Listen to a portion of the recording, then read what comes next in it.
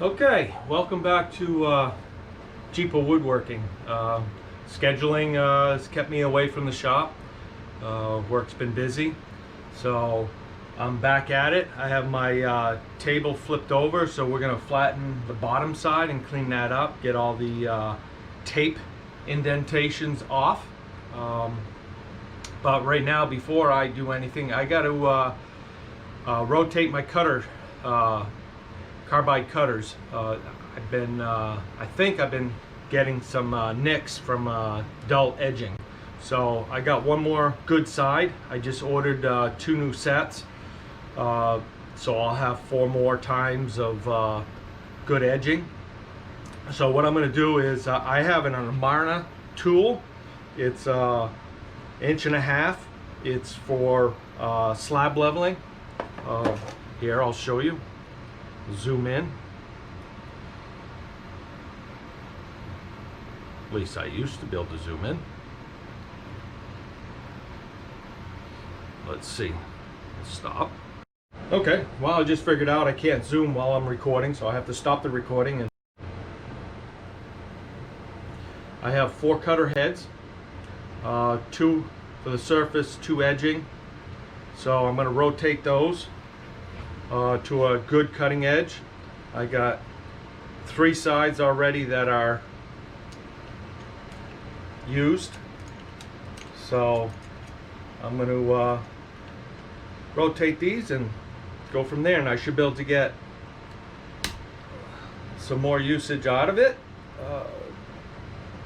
like it's intended. This tool comes with the Allen wrenches. Comes with 4 cutters. It's about $30 to buy 4 more cutters, but it's a lot better than buying a new tool anytime it dulls. That's why I purchased this one. There are many brands out there, but Amarna tooling seems to hold up very well. So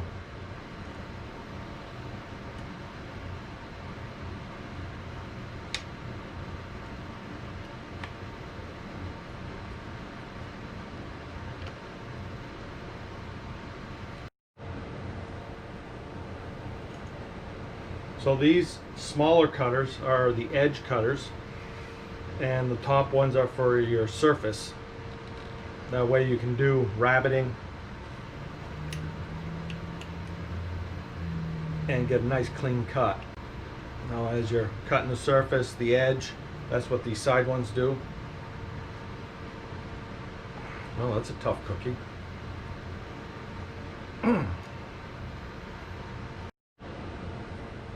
Sometimes you got to get a tool to just break loose the screw so you can rotate your cutter.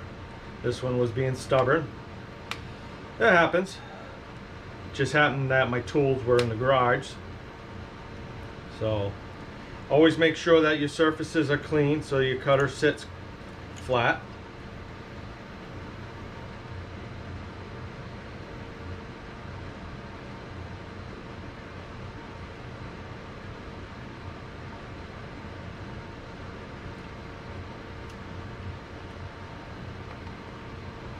When you put your cutter back on, just make sure it is seated clean, not twisted.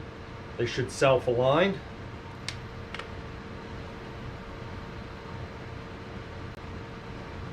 And just give it a good snug.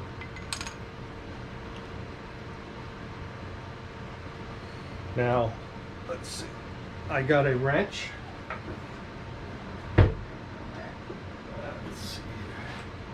This wrench. Yep. So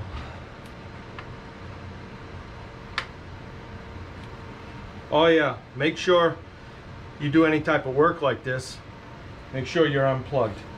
You don't want to be working on a potential live piece of equipment. That would be very unsafe. Safety has to be number one. There's nothing is so important that you skip safety. So always protect yourself. Always remember that, because you want to be able to play another day, make something new another day. I did make that mistake once, where I got careless and cut my fingertips on the table saw. That was an eye-opener. I got really, really lucky that it was a minor cut. It hurt. Went to the hospital, got bandaged. They couldn't stitch it because I kind of sliced the tip of my fingers off. So yeah, safety. Gotta be careful.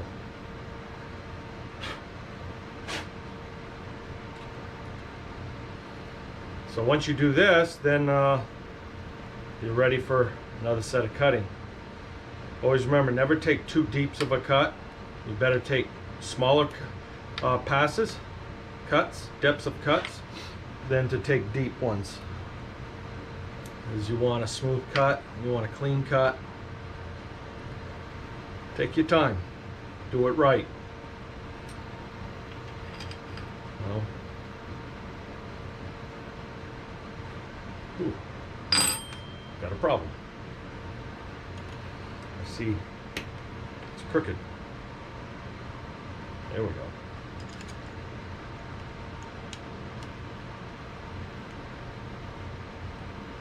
Yeah, one of my cutters is got tore up. So the edge that I'm trying to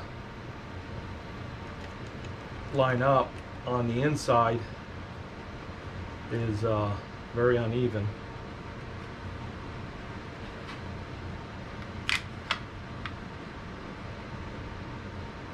You should have a clean, straight face.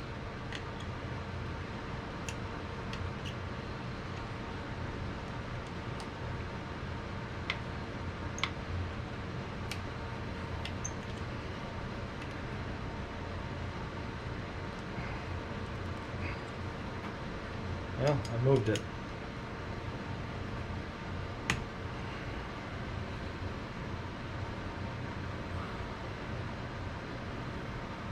Yeah, I made the mistake of ordering just one of each.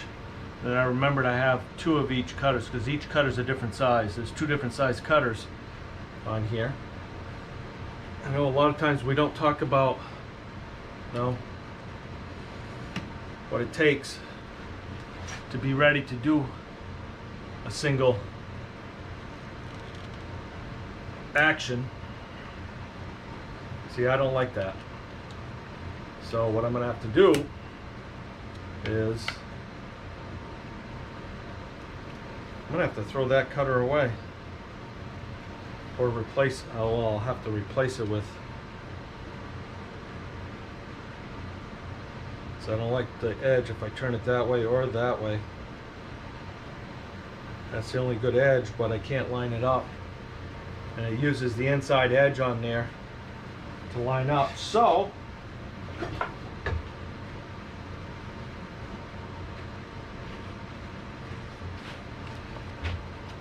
I got a new cutter. So I'm gonna have to buy one more. I was hoping to wait to get my other two in, but guess not, because I'd like to make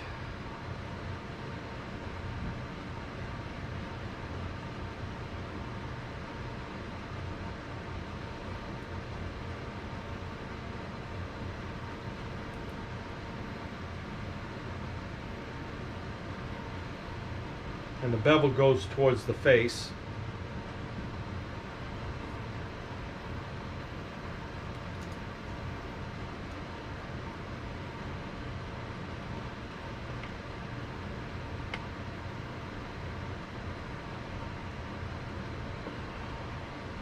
As if you do buy one like this, or a brand similar to it, you'll see each manufacturer does it a little different. but the idea is the same. So see, that's set really nice.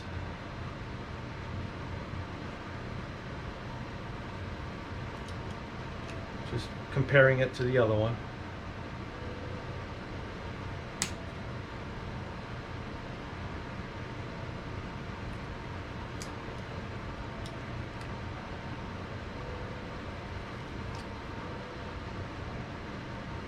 So we should be good.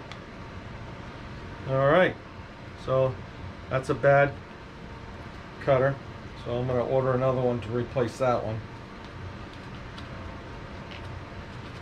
So there you have it. Cutters are changed.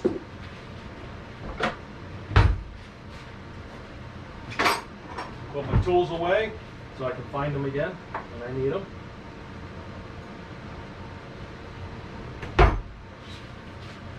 And I'm going to set up, move my camera, and we're going to take some more passes to clean up the underside. I already have it cleated, so we're going to go from there. Alright, so I'm set up. I adjusted the depth of my cut, just touching the surface, because I don't know how uneven this bottom is. It should be fairly close because it was on a flat surface, but I don't want to take any chances. There is a lot of dust that happens with this. So this time I'm going to put goggles on because my eyes kind of got itchy from all the dust in the air. I'm running a air filtration filter in my room. I got a fan blowing air out a window to try to keep my dust limited. It still generates a lot of dust. This is a dirty process. So again, safety glasses, earplugs, face mask is all important. So here we go.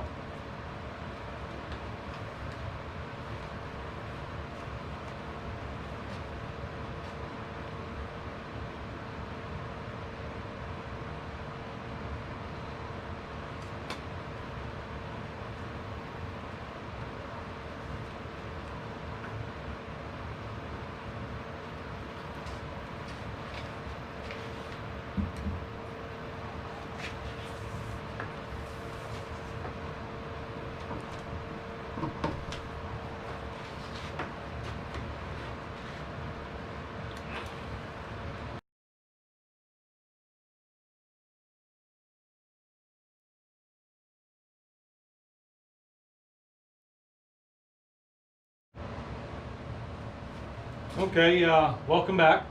I made 3 passes, got it all nice and cleaned up, level. I left a few little divots in there from the tape. I couldn't get out. I didn't want to go too many more passes. One of the reasons is I'm going to be trimming the ends, all edges, so it's going to take some of that out. Plus it's the underside. You'll never see it. I will have to seal the wood with a top coat, but I will do that after I flip this, and I'm going to do a quick 32nd of an inch depth cut on the other side, just to clean it up. Now that this is parallel to the other side, I want to make sure the other side is perfect. So when I have the legs on this, my table is level, and everything is good. There's little few things I'll have to fill in underneath here, but my main goal for the underside is to seal the wood so that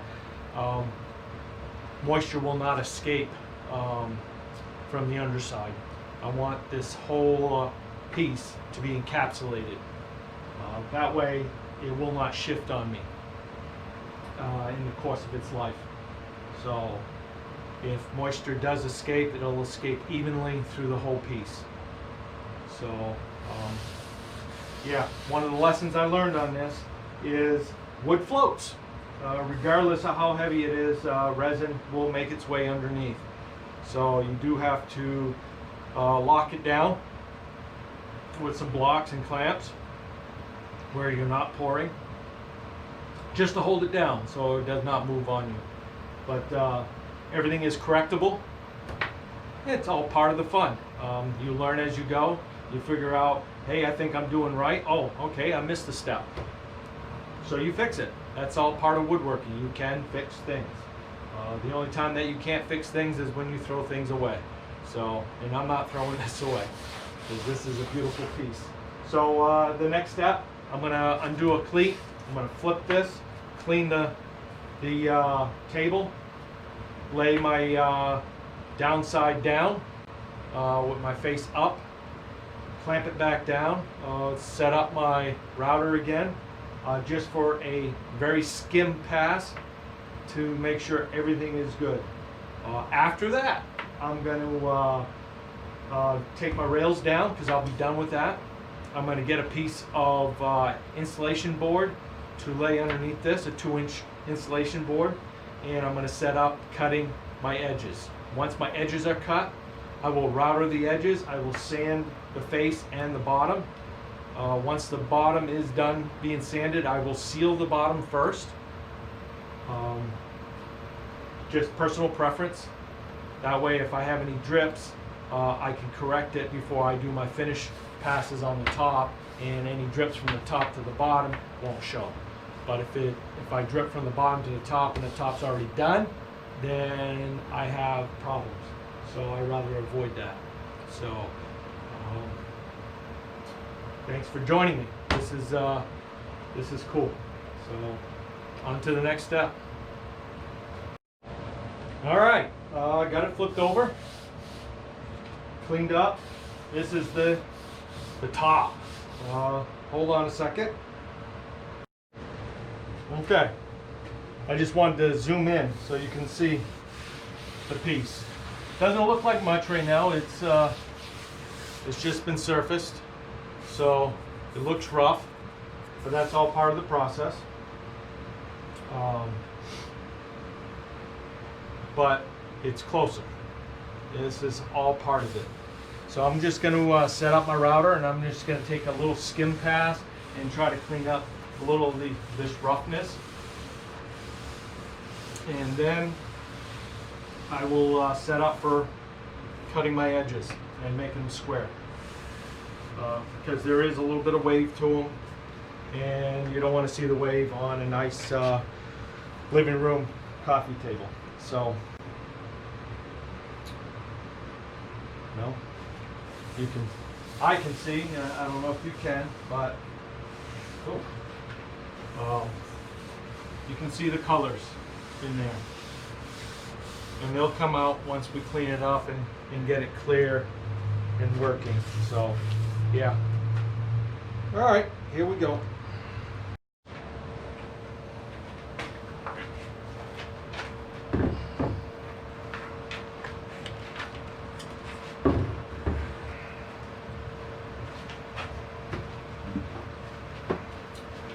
You're gonna make sure that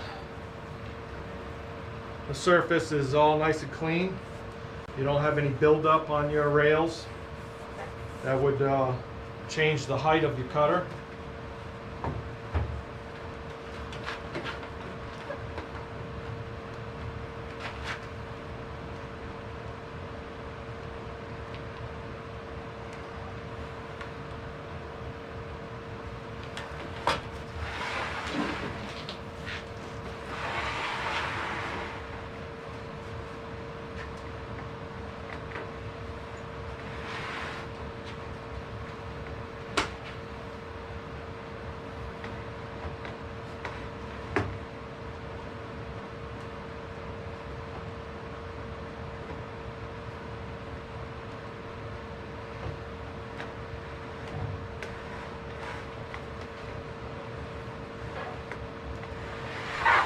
So I'm just checking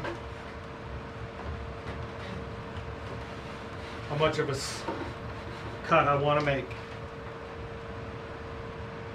And that looks about right there. So I'm going to lock it down, put on my goggles, and let's see how it turns out.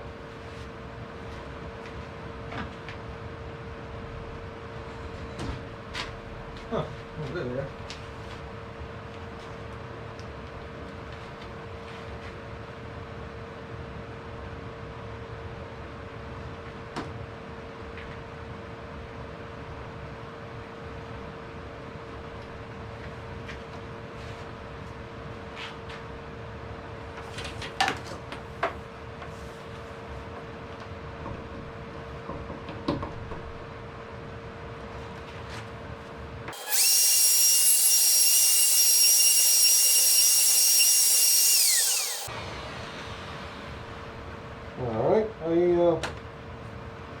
just want to take just a little bit more than that.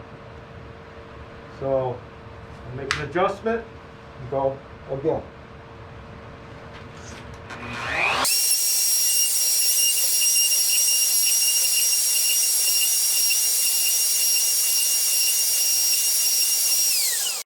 Okay, so I got my final pass done. Cleaned it up. I'm happy with that. So I'm going to clean up the dust, vacuum it up. There's some sanding I got to do. You know, a little swirl here where I paused too long with my router on previous, but sanding will take that out, I'm sure. So now there's a little divots, but that's all going to get taken care of with sanding and all the other processes. So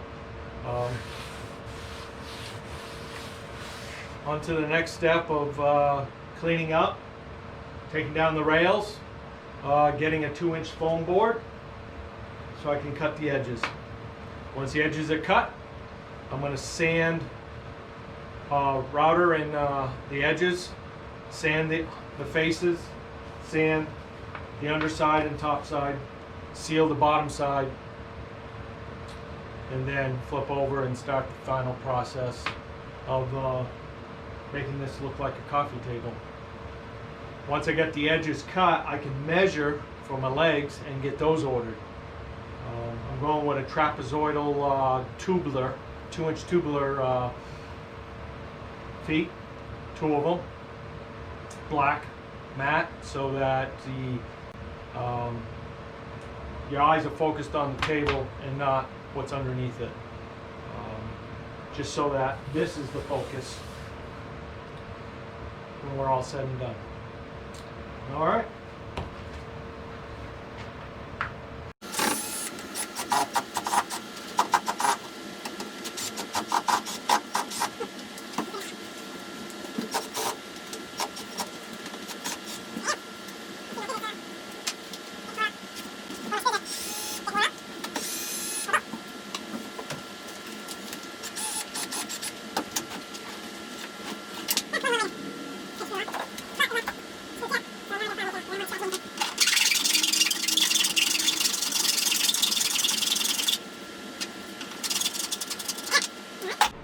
Change bits, take my side rails off.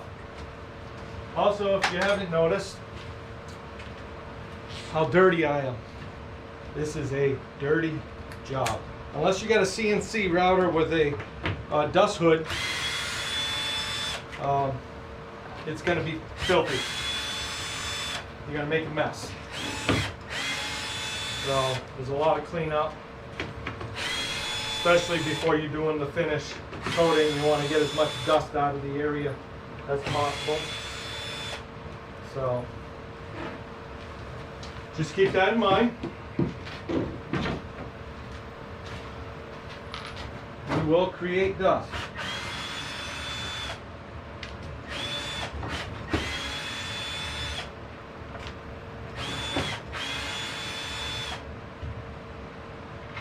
I'm not at that place yet where I can purchase a CNC router table to do jobs like this. I'm just a hobbyist. I'm doing it for the love of it. Because I do work full time, so I do this on my days off. Which is, you know, a good way to spend the weekend.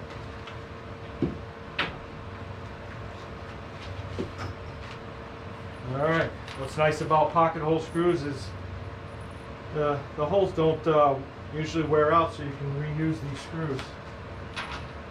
So you can save them. So now I'm going to go and get myself a 2-inch insulation board and set that up. So until the next step.